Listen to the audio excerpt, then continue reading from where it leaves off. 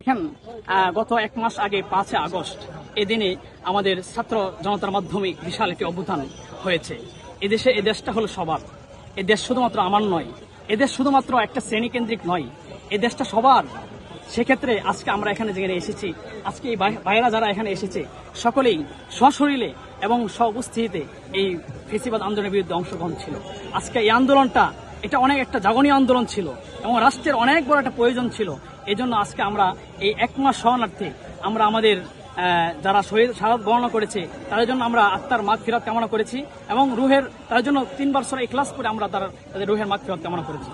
আগামী দিনে ছাত্র প্রতিনিধি হিসেবে লাস্ট প্রশ্ন, আপনারা কাকে মামুনুল হককে প্রধানমন্ত্রী দেখতে চান নাকি কাকে প্রধানমন্ত্রী দেখতে চান? আমরা এদেশের প্রধানমন্ত্রী হিসাবে আমরা কোনো ব্যক্তি বিশেষ বলবো না, তবে এদেশের সেন্টিমেন্ট, এদেশের মানুষের সেন্টিমেন্ট কি, 96% মুসলমান, 92% মুসলমান।